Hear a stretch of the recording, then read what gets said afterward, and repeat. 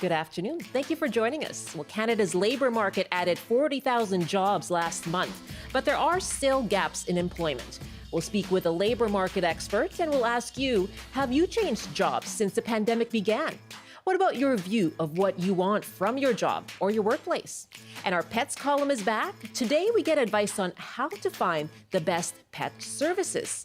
Plus, gearing up for the big Beyoncé concert in Vancouver. It's all about the fit. I'm Michelle Eliot. Welcome to BC Today.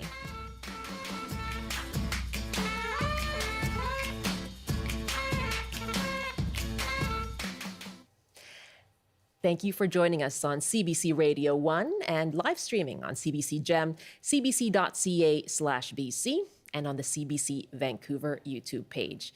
If you have any photos of your outfit that you're wearing to Beyoncé, by the way, on Monday, you can send them to us, bctoday@cbc.ca, and we'll put them up on our website at the end of the show. Well, new numbers on jobs and employment are out today. And according to Statistics Canada, the unemployment rate for August remains unchanged at 5.5%. But we saw a nationwide growth of 40,000 jobs, 12,000 of which were here in BC.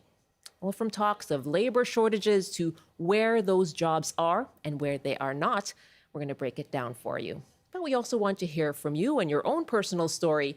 Has your job changed since the pandemic? What about your attitude towards work and what you're looking for in an employer? Has that shifted? What about if you are an employer? What are you looking for in people you're hiring? You can give us a call, 1-800-825-5950, 604-669-3733. You can also hit pound 690 on your cell phone, and you can email bctoday@cbc.ca. And joining us now is Christian St. Cyr. He's a BC labor market expert and publisher of the BC Labor Market Report. Christian, hello, good afternoon. Good afternoon. It's a pleasure to be here. Well, very good to have you. So the unemployment number has remained the same at 5.5% nationwide. It was growing over the past few reports before that. So what does that indicate to you? Well, on the surface, it looks like 5.2%, but what we actually see is while we created 12,000 jobs in BC, we saw a drop of 36,000 jobs in full-time and an increase of 24,000 jobs in part-time. And so a lot of that job creation is in part-time employment. And what it really speaks to me about is we've had a huge influx here in BC of people coming from other parts of Canada, but certainly temporary foreign workers, international students, refugees. And so those are a lot of those people who've been slotted into jobs. Okay, and when you say 5.2, you're specifying the BC numbers out That's of right. the national growth numbers. That's interesting, right? I feel like I've been hearing that trend, that storyline, that narrative, full-time jobs decreasing, part-time increasing. What is behind that? Well, I think a large part of it is that a year ago, we had about 120,000 unfilled jobs in British Columbia. That has actually shrunk down. So we only have about 80,000. And I think what that reflects is that we saw a big increase in population in the last year, about 1 million new Canadians. And what statisticians are telling us is that about 97% of that was international immigration. And so for years, I've been talking to people about our declining birth rate and how there's going to be so many baby boomers leaving the workforce. And so suddenly we've had this new element in the last year that we didn't count on that's kind of impacted our labor market in ways that we didn't expect. And when employers have choice, they're more likely to offer part-time employment over full-time employment. Why is that? Because it's more affordable. If you're running a medical office clinic, and for instance, it's easier to have 4 part-time medical office assistants than 2 full-time. You're less likely to have to pay for benefits. It gives you more flexibility, that sort of thing. Well, what does that mean for employees? I think that it's about the precarious nature of employment. We've seen a huge growth in the gig economy. I think that's a big part of it. Yeah. And I feel like people are looking for that opportunity. I don't think people are as secure as they once were. And where we're really seeing it is in low-skilled occupations. You know, if you look at high-skilled occupations, we can look at BC ferries or BC teachers and realize that here we have an occupation that isn't easy to acquire that skill overnight. And so employers are more likely to accommodate. But if it's in agriculture or food service or accommodation where you really need a warm body in that role, now we don't have people with as many options.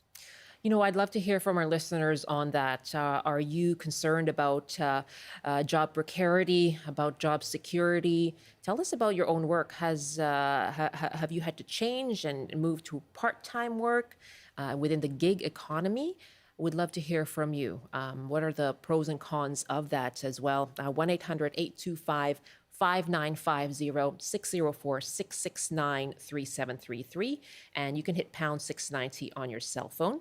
Our email as well is bctoday@cbc.ca. My guest is Christian St. Cyr, a BC labor market expert and publisher of the BC Labor Market Report.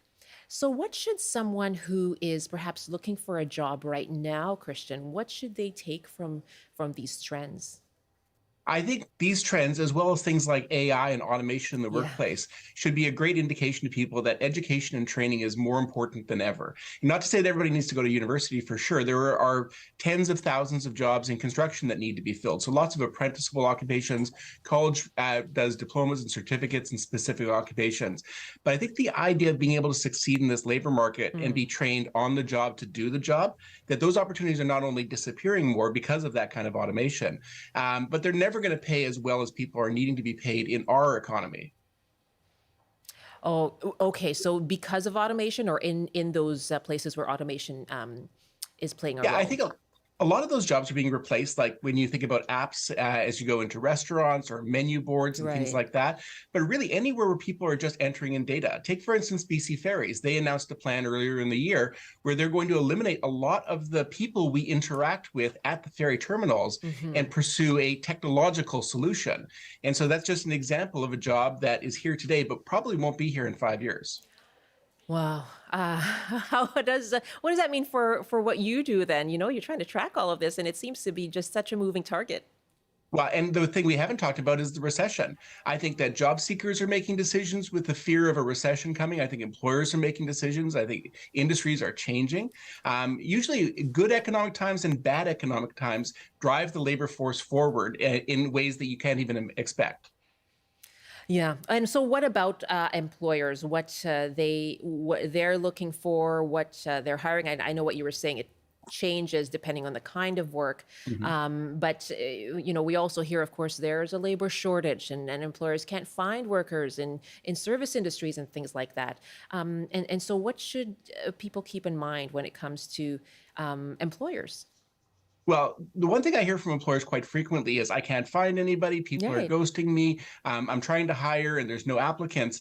And to a certain degree, that's true. But I've also got a couple of teenage kids myself. And what I hear from them and their friends is that they'll apply for a job and not hear from an employer. And what Right. I've found in really good economic times, like the oil patch in Alberta in the early 2000s, is that employers don't become more accommodating in bad times, they become less accommodating. Yeah. They want somebody who's ready to start today. They want somebody who has the skills, needs very little training or supervision.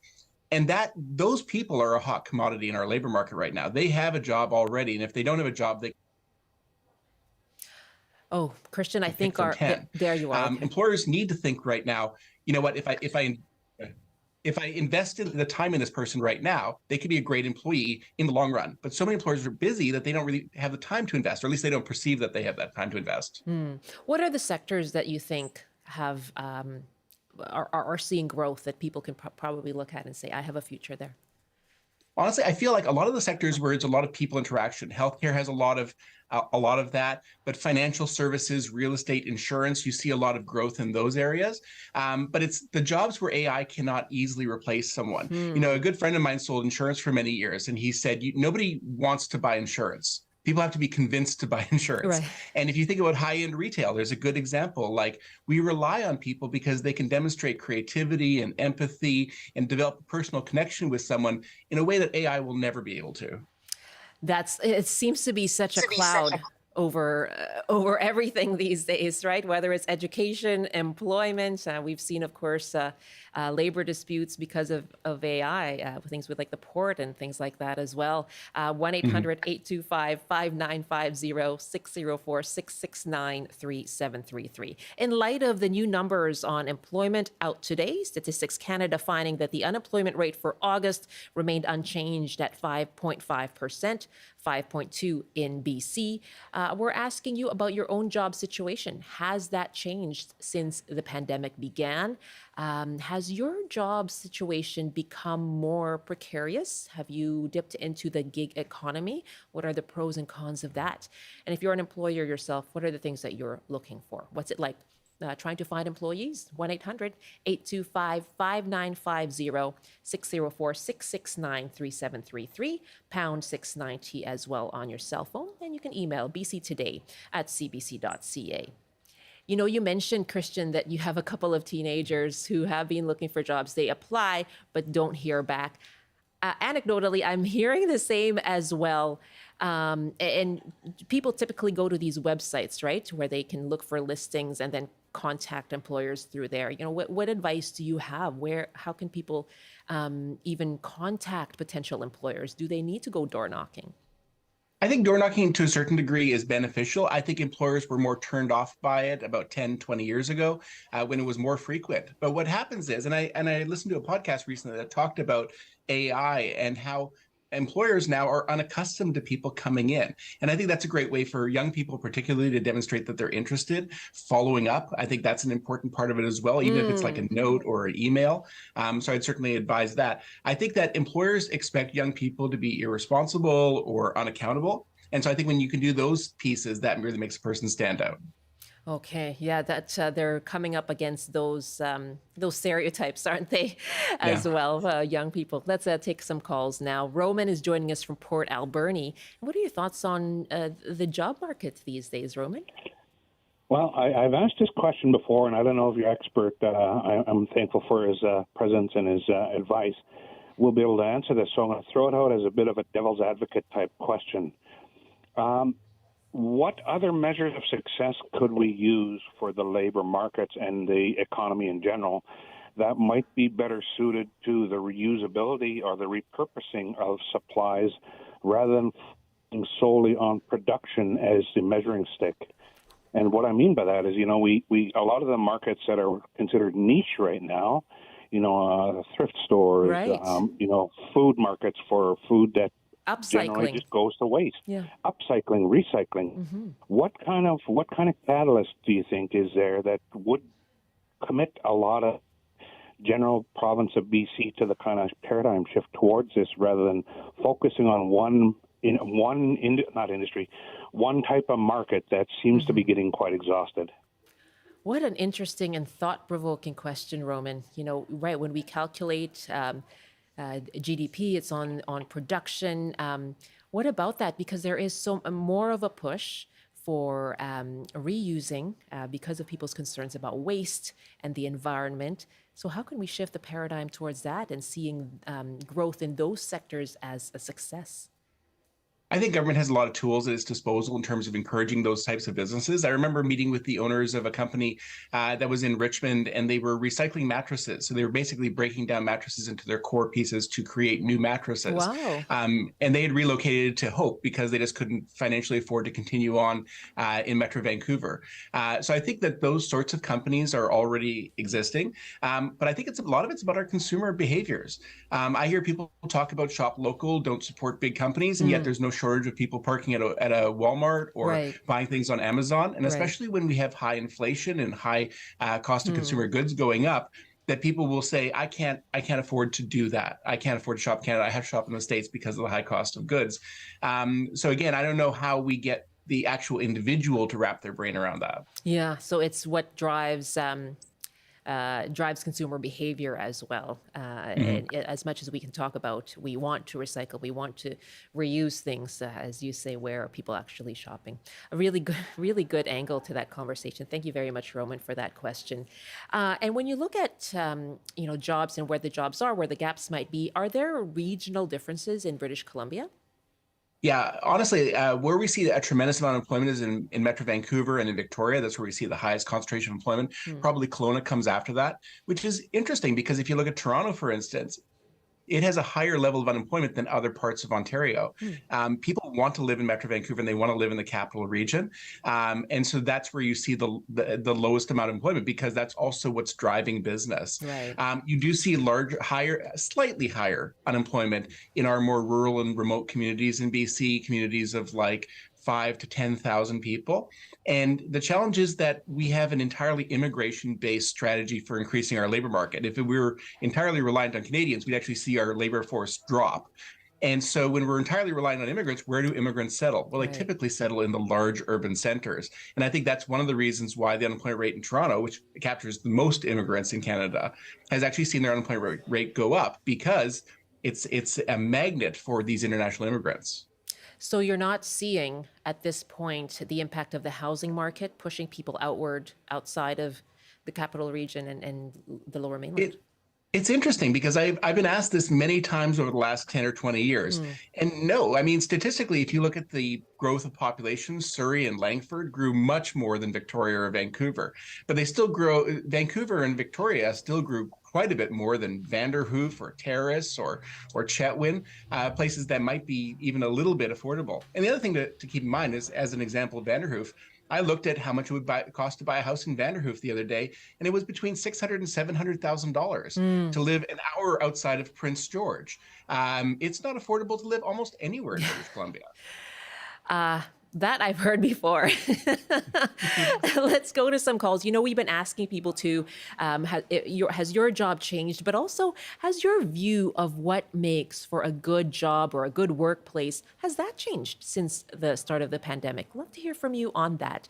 A lot more people talking about work-life balance, for example. So you can call us 1-800-825-5950, 604-669. 3733. And you can email bctoday@cbc.ca. And we have this email from Joe who writes, I got a new job last year. Pay is good, but only 2 weeks off. 2 weeks is insulting considering people in Europe get months off. I'm considering quitting my job just to get some time off. BC needs to do better than 2 weeks to attract and retain employees. So what an interesting email, right? Pay is good, but the value of time off is really pressing and urgent for this person. Anecdotally, I'm hearing that as well. Are you seeing attitudes shifting? You know, there's the conversation around the 4-day work week. It's interesting. If you look at what employers say, they say the two levers that they'll most often go to find the people they need are pay and benefits. So certainly time off is one of those benefits. But employees think the exact same way. When they're thinking about leaving a job, it's because they want to be paid more or get better benefits. There's a lot of levers that an employer has access to. Hybrid employment is part of that. I think the idea of a 4-day work week is a big part of that, but also giving people flexibility in their schedule so that they can take care of childcare responsibilities. That's a big part of it. And I think that if employers want to do something beyond salary and benefits, flexibility, giving people flexibility over when and where their job is done is a huge impact because it's not something it's easy to quantify. Right. If an employer lets someone start at 9:15 because they need to drop off their kids at 10, or pardon me, at 9 for their job, if a person's thinking about leaving that job, they don't know whether another employer would provide them with that benefit. So it's a bit of a risk as well. Yeah. It is a debate that we've been seeing over these last few months as well, the flexibility, but also where you work, right? Being able to still continue to work from home or whether you're compelled to come into the office. And so how much onus is there on employers to be more flexible, to be able to retain and recruit employees? Well, when I talk to employer groups, this is what I say is this is the difference between being in business and not being in business. We are at the beginning of a skills shortage. And unless the government of Canada radically changes immigration so we have a surplus of people every year, this is not going to go away for 10 or 20 years. And the employers, you can retain people for quite a while who are unhappy because some people will not initiate that change on their own. But ultimately, if you want to recruit people and keep people, you're going to have to be flexible in the work that you do, and you're going to have to be responsive. The average job seeker, if an employer doesn't give them the job within 10 days, they'll just give up. And that's where you hear a lot of employers say that I'm being ghosted by candidates. It's because they just didn't make a decision or reply to the person fast enough. Oh, wow. Is that what you're hearing? So people don't hear for 10 days, move on to the next place they've applied at. They may apply, and then if the employer takes 2 weeks to schedule interviews, they've gone on to something else, especially if their skills are in high demand. You know what? In our last few minutes here, perhaps I'd like to get into that a little bit more, the job hunt, and what it's like for people right now. You know, what is your advice to someone who is looking, let's say, just starting out, a young person just starting out, perhaps a lower skilled job? What would be your advice for that process? I think a large part of it, first of all, there's Work BC centers throughout British Columbia. And not only do they provide great employment and career counseling, but there's tens of thousands of dollars for skills training, wage subsidy, skill enhancement, all those sorts of things. And so I'd say go do that, because only about a fifth of people who are job seeking ever do that piece of it. But beyond that, I'm a huge fan of mentorship programs, both formal and just establishing them on your own. Yeah. Gives you great opportunity to get a lens on a profession like you may have never done before. If you're considering an education and training program, look for something that has a co-op component, because you get that opportunity to get into the workplace. And then the last thing is just to go away from traditional job postings, because I think that's why young people are struggling right now, is because they don't have that network to begin with, and find opportunities to connect with employers, whether it's at like community events, dropping into the employment center or the employer themselves, or just being actively engaged in social media. You know, a lot of employers will post information about their business and only get one or two people who are willing to repost or comment on it. And if you're a job seeker, do that piece, because the employer is looking at their own social media feed.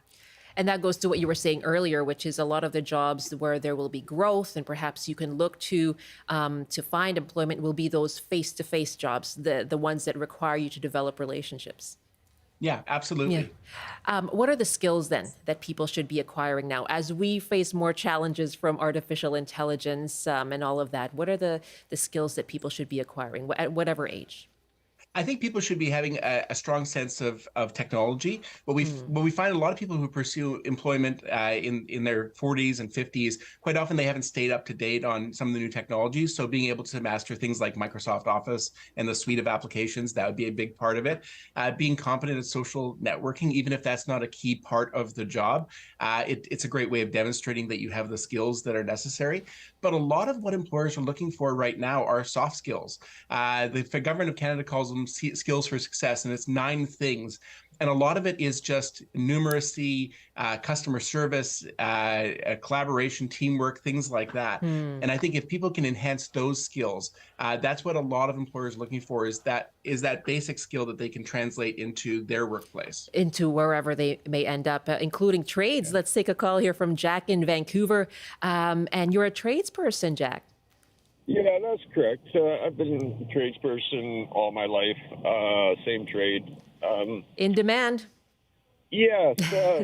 When I graduated, which was in the 70s and that, if you went, it was always, you must go to university to succeed.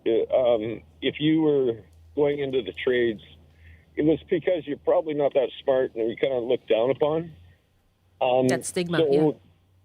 Most of the people that I went to school with, there was only a handful of us that took trades because it wasn't, you really were looked down upon a bit. And it's gone full circle in the 40 years that I've been in my work life. Yeah, that's a really interesting point, Jack. Thank you very much. I know I've seen the campaigns around that, right, to change that view. And certainly that's something, there's a need for more tradespeople now. Do you think that is just going to continue, Christian, as we wrap up here? Yeah, absolutely. I think the trades themselves are going to change. I think that if we look at how trades are done in a lot of the emerging countries like China, you can see there's a lot more automation. So your plumbers, your electricians, your carpenters are a lot more productive. But there's 140 trades in British Columbia, and I think the average person could maybe name a dozen. So at the very least, if you feel like you're this worker, you'd like to be outside, you'd like to work with your hands, go to the Industry Training Authority website. It's Skilled Trades BC. and check out the 140 trades that are out there, because a lot of people don't realize something like funeral director or undertaker, that's an apprenticeable trade in British Columbia. Lots of really good advice and perhaps setting some people on the right path in their job hunt. Christian, thank you very much for putting the numbers in context as well. Good to speak with you. It's my pleasure. Christian St. Cyr is a BC labor market expert and publisher of the BC Labor Market Report.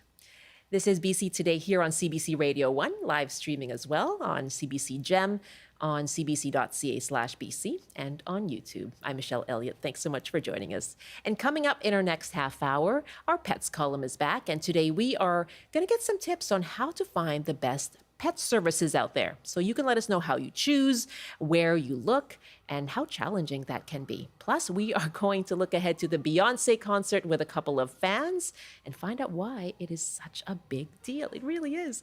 That's all coming up after this CBC News Update with Robert Zimmerman.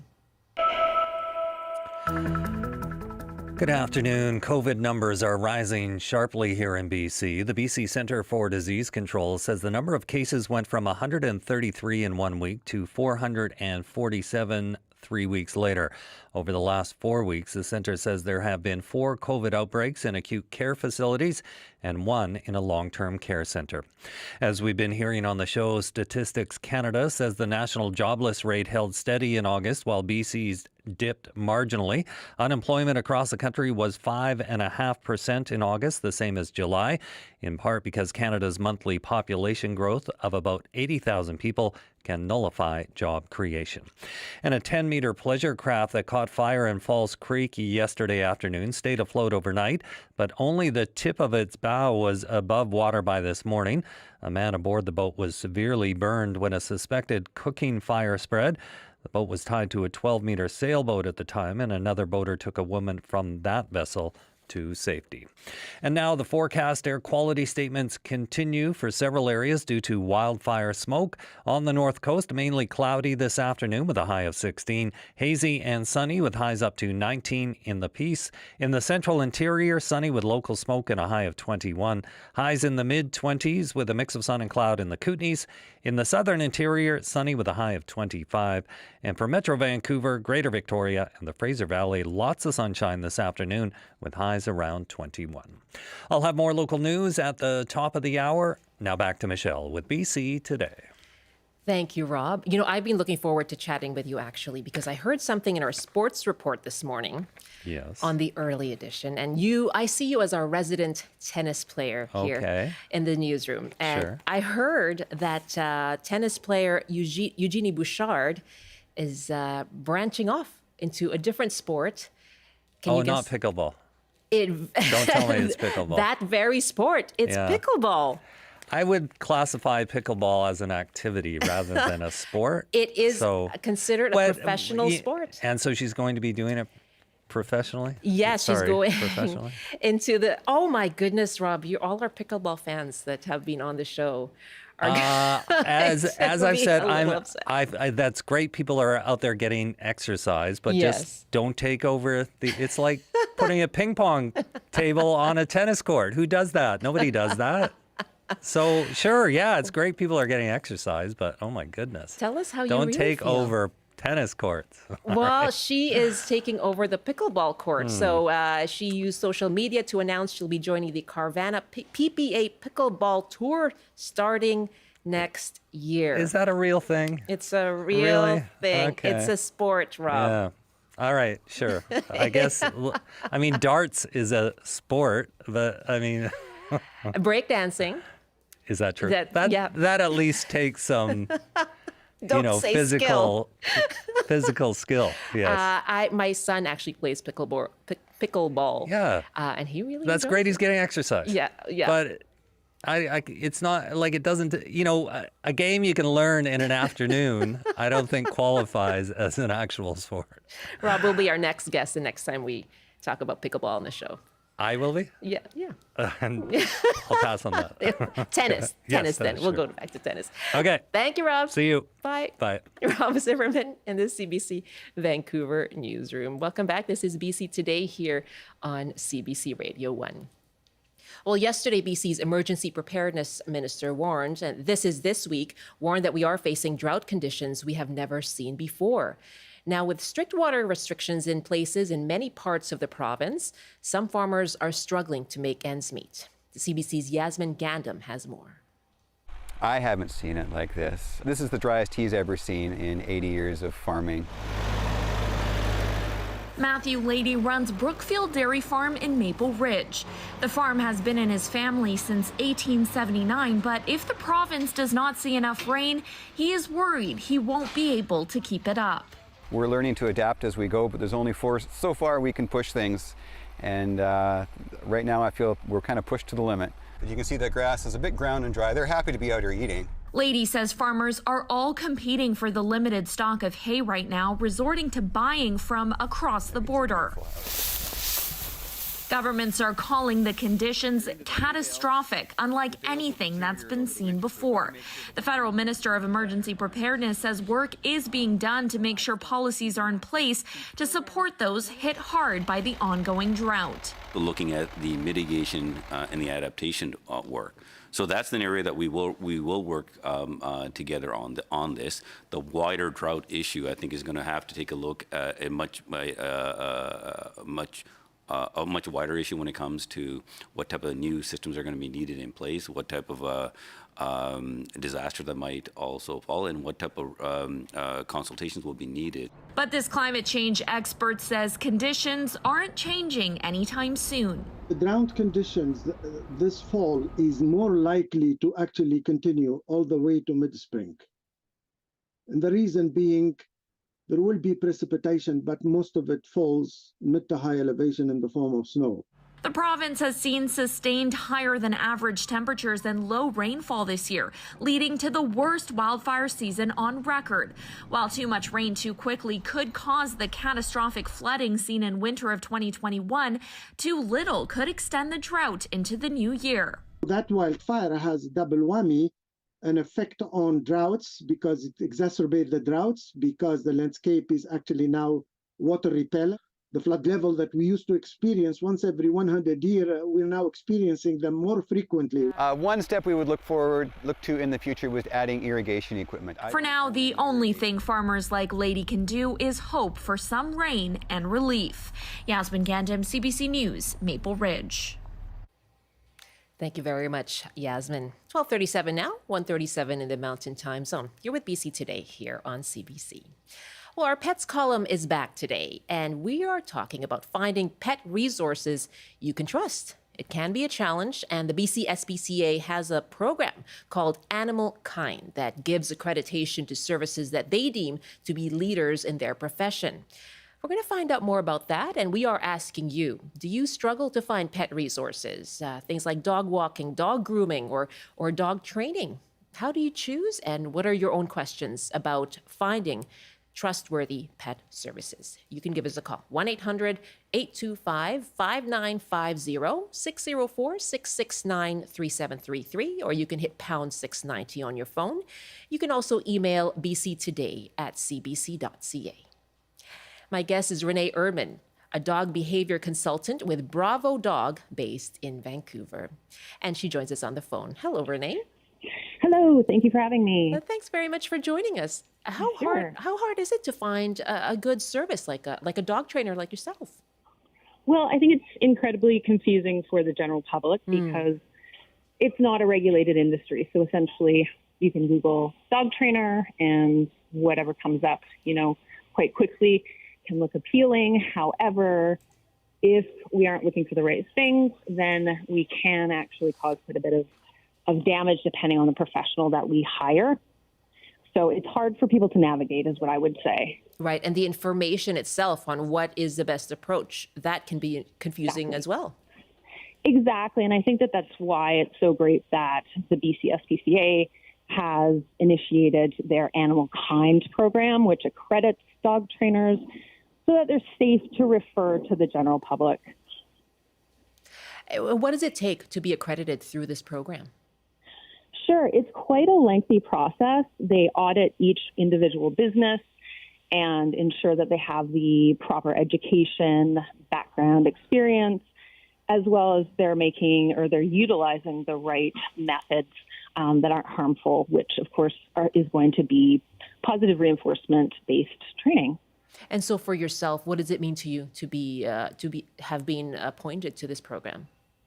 Well, I think it's fantastic because so many of us professionals, we're really looking for something that tells the general public that we're safe. We've put in our due diligence and the efforts to become educated. And because you don't have to, it's optional, which is quite scary if you were to compare that to, you're going to trust the care of your child, for example, with somebody. You're going to make sure that you screen them really, really well. And we really need to be pushing the general public to do that for their pets as well.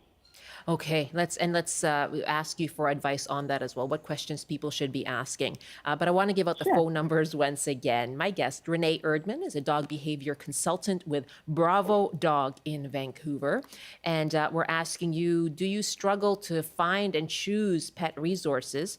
And what are your own questions about that? What do you ensure that is in place when you do choose a provider? And what about your questions as well about finding pet services? Love to hear from you. 1-800-825-5950, 604-669-3733, or pound 690. You can email bctoday@cbc.ca. And so for people who are choosing a provider, what are the basic questions they need to be asking?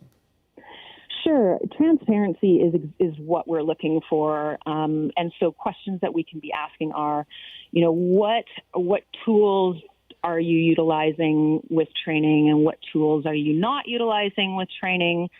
Are you, what type of education have you acquired? What methodology are you utilizing? Those are the types of things that we want to make sure that we're asking. And also continuing education. Don't be afraid to ask these questions and screen these people really carefully. And it may sound like sort of over the top or being paranoid, but I can just say that from what I've seen over the years, the side effects can be quite damaging if we're using the wrong approach. What are they? I mean, what's the damage that you've seen? Great. So since I specialize in reactivity, What does that mean? of the time, so reactivity is a response or an over-the-top response to a stimulus. So we could see barking, lunging, growling. We could see dog bites even. And a lot of dogs struggle from reactivity or overreactivity. Really? Okay. And of course, we, as guardians, they want this behavior to stop, but there's always underlying issues, and those need to be addressed first. If somebody's not asking you about medical issues with your dog, or when's the last time they went to the vet, pain contributes greatly to reactivity. So that's something, if somebody's not asking you about that, then there's a challenge, there's a problem. But the side effects, back to that, sorry. Absolutely. We can see we can see an increase in reactivity. We can initially see a shutdown in the behavior if we are using punishment, and it appears to fix the problem. However, it is like a boiling pot of water with a lid on it, and at some point it's going to boil over. Wow. So, yeah. And that, I'm sure, is very serious once that does boil It over. is. It is. And we're talking about vulnerable dogs, dogs that have overreactivity, anxiety, pain. These are vulnerable dogs, and we need to help them, not punish them. How big a problem is it that it is hard to get into the vet, and so to be able to diagnose an underlying issue? Yes, it's difficult. And I mean, in an ideal world, my clients would be able to see a veterinary behaviorist if they have serious behavior concerns, because they're the gold standard for behavior challenges. They're board certified vets, but we also have access to telemedicine, which is fantastic. And you can even consult with an American vet behaviorist who can then translate things to your vet. So there are options, We have to get creative sometimes, but but the help is there. Using the telehealth, and so I do wonder about that. That there are shortages. Do you see shortages in your industry? No, I think that the pet industry overall is a huge draw to people because so many people, of course, love pets and want to help. But the entry into the field is there aren't a lot of barriers because there are not any regulations. Oh, so what do you think needs to be done on that front then when it comes to regulations? That there is some accreditation now from BC, the BC SPCA, but that seems to be voluntary. Yeah, it is. I think it's really tricky. I don't know what the answer is because there's just so many facets that would go into actually regulating it. And it's been something that people have been talking about for years. But right now, what we need to see is that the general public they are doing more work screening and they know what to look for. So we need to empower the general public first, I think. Yeah, in terms of that. It sounds like that's an ongoing issue. It is, yeah. And social media makes things difficult because you can jump on social media and this is how you do this or this is how you do that. Instead of seeing a professional, that can cause a problem as well. Yeah. Let's take a call now. Carol is on the line from Vancouver, and you have some advice or something to share when it comes to finding dog services. Well, the dog services, I go to a local park every day, so with dog people, so I get most of my referrals. Word of mouth, yeah, but I have a question for the behaviorist because she deals in reactivity.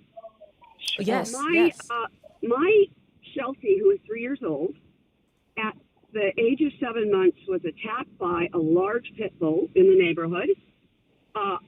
It got my dog's head in its mouth and shook him like a rag doll, almost killed him.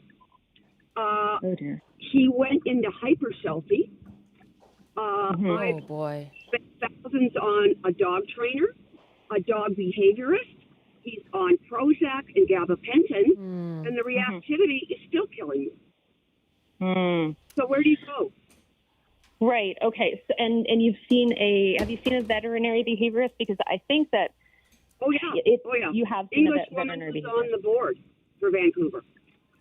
Okay. I can't remember her last name right now. I mean, it's difficult without me actually being able to look at your entire case and, what behavior modification you've been implementing. Not saying that what you're doing is wrong. I don't know. It's some treat focused. The training is all treat focused. Treat focused. Yes. Okay. And that is. Here's the thing. Food is is a very potent tool that can change associations, but it does need to be used correctly. Right. And I have seen it used incorrectly, and then people hit roadblocks or plateaus. So if you were my client, then that would be something that I'd be looking at with a fine-tooth comb. You've already got the meds on board, which can be a game changer, but if nothing's changing, something's off. We do want to see. It's not as it's not as bad as it was, but it's still when motorcycles and cars go by, he hurls himself. Oh, okay. And I'm a 108-pound woman, and my dog is 34 pounds. Oh, that's dear. Yeah, that's really distressing. I mean, are there lasting effects and trauma that are associated to these types of situations? Absolutely. Can we fix behavior 100%? No, we can't. Animals are not washing machines. We can't do that. Right. However, I would look into your case more to see if there's anything that can be leveraged differently. But I'm sorry that you are going through that. This isn't the norm that I see, that we don't see great, pretty darn good success rates with all the resources that you've got in place. So I wish I could give you a better sort of answer, but your case sounds like it is a bit more complicated. Yeah. I mean, if he doesn't get about, and it's 4 a.m. and 4 at night, 8 hours later, he can't jump. And it might be looking at different medication changes with the assistance of your vet, of course. Yeah, But that yeah. sounds like that's, Aw. again, going back to getting to the medical issues. Yep, that's the Yeah. underlying for a lot Really of on dogs. board were, Are you, and Carol, you mentioned that you go to a dog park and you have a lot of, yeah. you speak with people. Do you find support as well for what you're going through? Oh yeah, oh yeah. Okay, well, I'm Yeah, glad to hear they that. are all, yeah. Yeah. No, all the people I know at the dog parks are very, and the weird thing is he's good there for the most part. Right. Yeah. I'm sorry to hear that. That really must be so distressing for your dog and yourself too. Thank you for calling. And it sounds like you've still got some calls to make and some questions to be answered. Yes, But good luck in to terms you. of services, the West Side really is serviced very well. Okay. Good to know. Carol, thank you so much. All the best to you, okay? Thank Good you luck, so Carol. much. Yeah. Thank you very much. What do you say as we wrap up here? What do you say to someone who's going through that? That's the thing. It's complicated, and that is why it's so important to work with a behavior consultant that is going to dissect as much information as possible versus just start applying quote unquote training, because Yeah. just like with humans, behavior is complex, trauma is complex, Yeah. history is complex. Yeah. So I always think that there's hope though for improvements. You for all know, dogs. and just recognizing, I think, recognizing that is a big step and a big part of tackling the issues as you do. Renee, thank you very Absolutely. much for joining You're us so and welcome. giving us your You're so welcome. expertise. No problem. Oh, and I'll quickly say, if you don't mind, animalkind.ca is the BCSPCA website that can help a lot of folks choose a safe professional. Okay, wonderful. Animalkind.ca. Great to chat with you. Thanks so much. Thank you. Take care. You Bye-bye. too. Renee Erdman is a dog behavior consultant with Bravo Dog in Vancouver. And again, that website with the BCSPCA accreditation program is animalkind.ca. It's 12:51 now, just about 12:52 in the Mountain Time Zone. In the Pacific Time Zone, and 1:52 in the Mountain Time Zone. This is BC Today here on CBC. Well, as we wrap up and head into the weekend, we're looking ahead to Monday night. Yes, it will be a big one, a night so many have been waiting for and planning their outfits for. It is the night that Beyoncé's Renaissance World Tour comes to Vancouver, and the Beehive is all abuzz. Keep 'em waiting like a dot, dot, dot, dot, dot. Ooh la la la.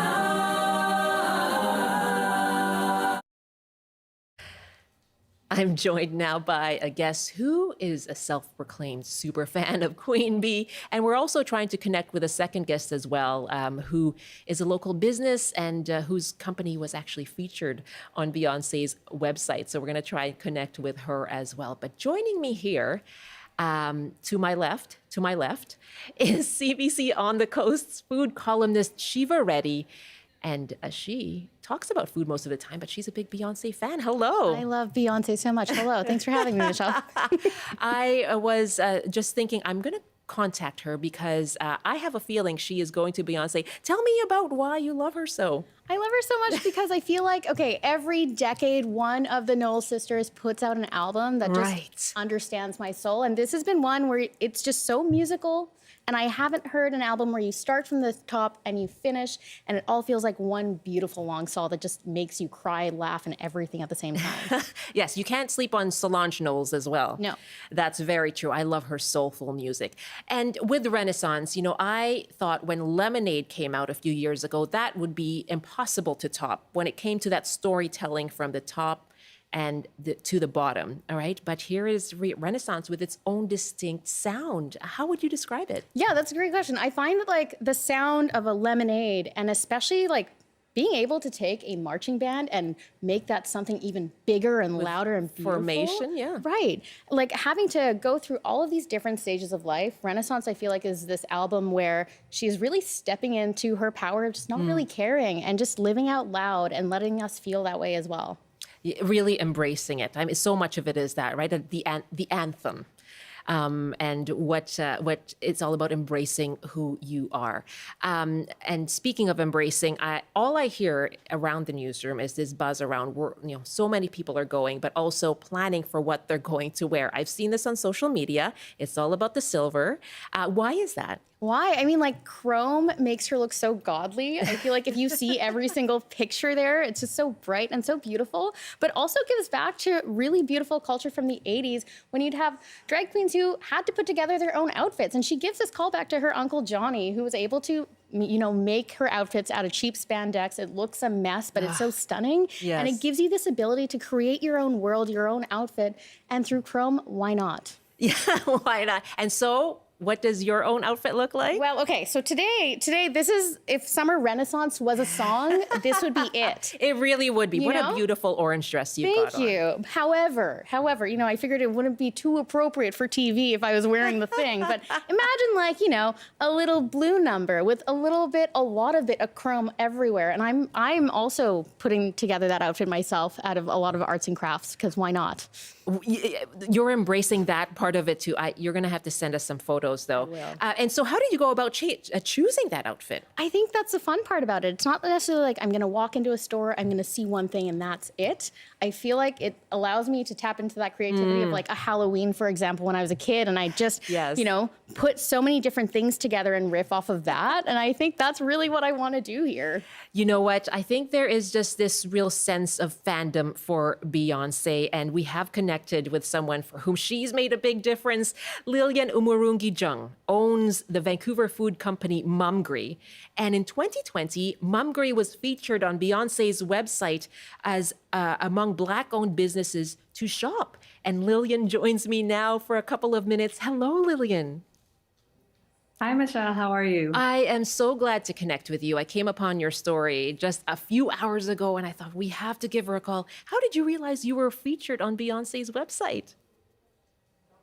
It was a complete surprise. I was in the middle of a work day. As you know, back then it was all about delivering door to door during the pandemic, and my phone just exploded at the end of the day, and I thought, okay, this is either really bad news or really good news. So I nervously checked my phone, and I didn't want to open my phone because all I saw was an alert that said Beyoncé, and I thought, okay, well, that's got to be spam, right? Obviously, something's going on, and my friends who I was with said, check on your computer, go to Beyonce.com, and because it did say Beyonce.com. And so I checked it, and my friend recorded me, and it was this viral moment. Did you scream? Oh, yeah. I ran around and I attempted cartwheels and round-offs and all sorts of things. And you've been to Beyonce concerts, right? Are you going this time? Yes. Yeah. I got my silver nails on. There it is. Beautiful my On the Run silver shirt. Oh. I've seen her 5 times. I've seen the Knowles Carter family multiple times. Like I think I'm up to 6 for the entire family. Wonderful. Yeah. I wish I could hear more. She picked the right person. She sure did. I wish I could hear more of your story, Lilian, but I hope you have a great time on Monday, okay? Thank you so much. And Shiva, great to have you as well. Thank you. Shiva Reddy and Lilian Umurungi-Jung. Thanks so much to our team here on the show. I'm Michelle Eliot. Have a great weekend. Thanks for watching and listening.